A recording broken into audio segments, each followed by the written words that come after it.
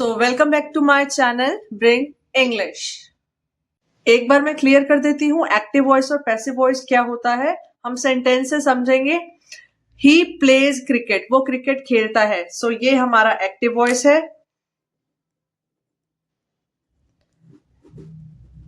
जिसमें ही हमारा सब्जेक्ट है जो कि काम कर रहा है।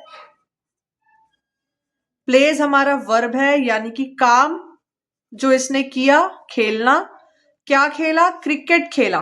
तो काम का असर जिस चीज पे पड़ता है या काम जिस चीज के लिए बोला जाता है वो होता है हमारा object. He subject, plays verb, cricket object. Passive voice कुछ नहीं होता, सिर्फ अपनी बात को कहने का तरीका दूसरा होता है। जैसे मैंने यहां कहा वो क्रिकेट खेलता है, ये एक्टिव वॉइस है। इसी का पैसिव क्या हो जाएगा? क्रिकेट खेला जाता है इसके द्वारा। सो यहां पर हमने बात वही रखी है बट अपने कहने का तरीका बदल दिया है। सो पैसिव वॉइस में हमारी इंपॉर्टेंस ऑब्जेक्ट को जाती है और एक्टिव वॉइस में हमारी इंपॉर्टेंस सब्जेक्ट को जाती है। हमारा सेंटेंस एक्टिव वॉइस में सब्जेक्ट से शुरू होता है, जैसे कि यहां पे हो रहा है। पैसिव वॉइस में ऑब्जेक्ट से स्टार्ट होगा, जैसे कि क्रिकेट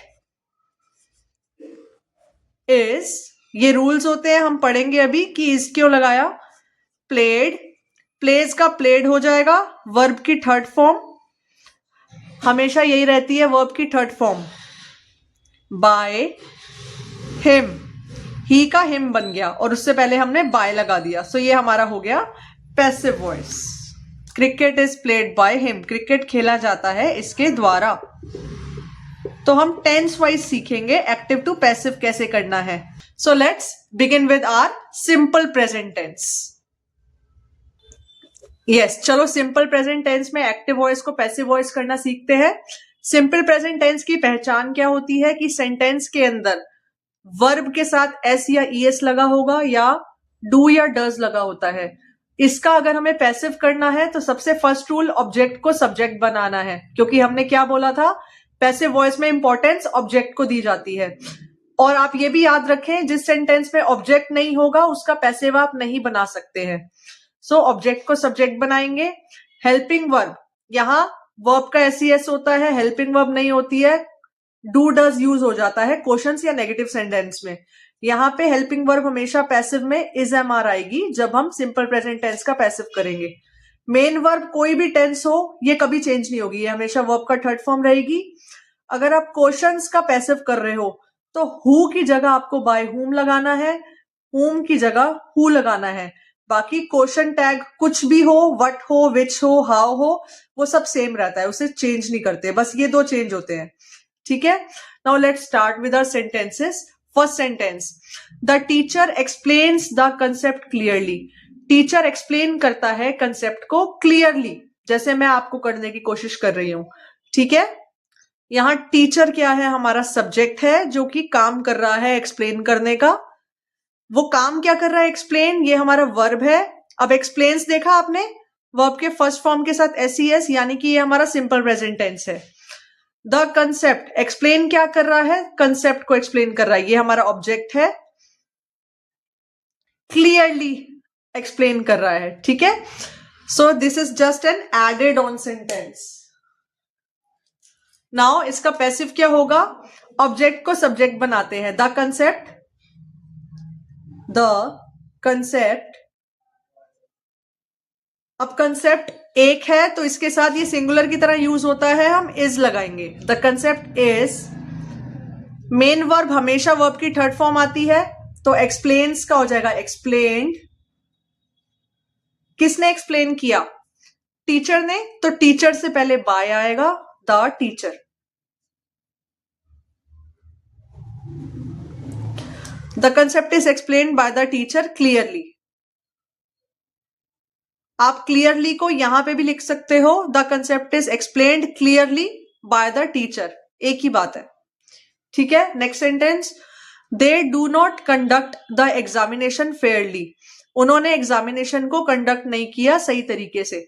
सो यहां पे डू ने हमें बताया कि ये सिंपल प्रेजेंट टेंस है। अगेन हमें इसका पैसिव कैसे करना है? पहले ऑब्जेक्ट को सब्जेक्ट बनाना है। ऑब्जेक्ट देखते हैं। दे, दे हमारा सब्जेक्ट हो गया। डू नॉट हमारा helping verb plus negative, conduct ये वर्ब है हमारी, क्या कंडक्ट किया, एग्जामिनेशन, ये ऑब्जेक्ट हो गया, Fairlie. Now let's start the examination, ये हमारा ऑब्जेक्ट है, हम इसे पहले सब्जेक्ट बनाएंगे। द एग्जामिनेशन, एग्जामिनेशन के साथ हेल्पिंग वर्ब देखेंगे इज। देखो जब आप ऑब्जेक्ट को सब्जेक्ट बनाओगे उसके बाद आपको हेल्पिंग वर्ब चाहिए, तो इज लगाया मैंने एग्जामिनेशन के हिसाब से। अब ये नेगेटिव है तो मुझे नेगेटिव बनाना है इसे, इज नॉट। अब मेन वर्ब चाहिए, हेल्पिंग वर्ब के बाद क्या चाहिए, main verb. Is not conduct का क्या हो जाएगा, कंडक्टेड, कंडक्टेड फेयरली, यहां पहले लिख लेती हूं इस बार, कंडक्टेड फेयरली बाय, दे का क्या हो जाएगा, them.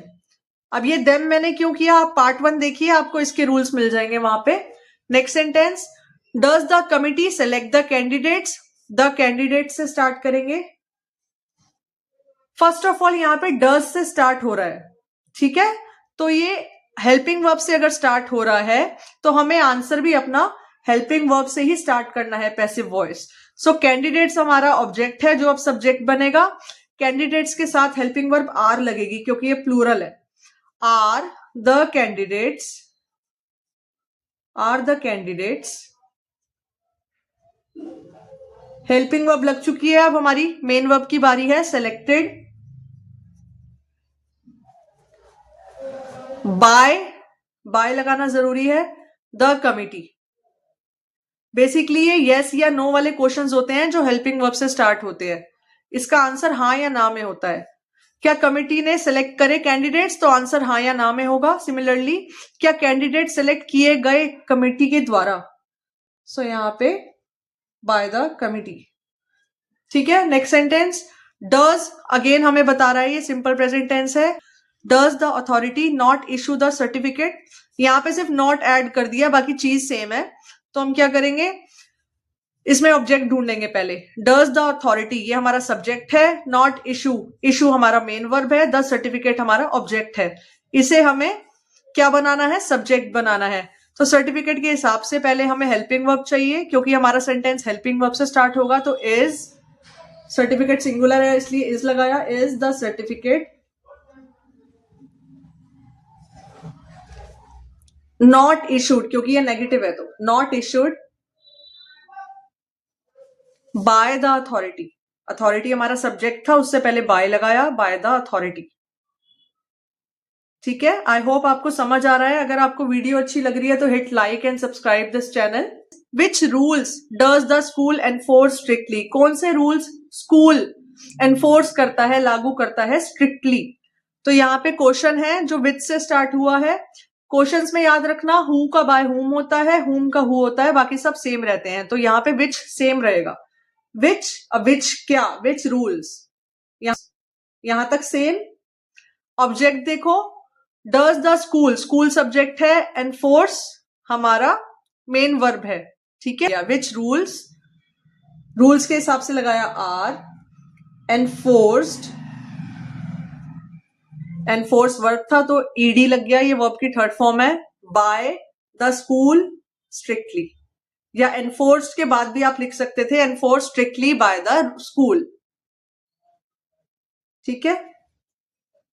Next, who manages the entire team, now see who से स्टार्ट हो रहा है, कौन मैनेज करता है पूरी टीम को, सो हु की जगह क्या हो जाएगा, बाय हुम, बाय हुम।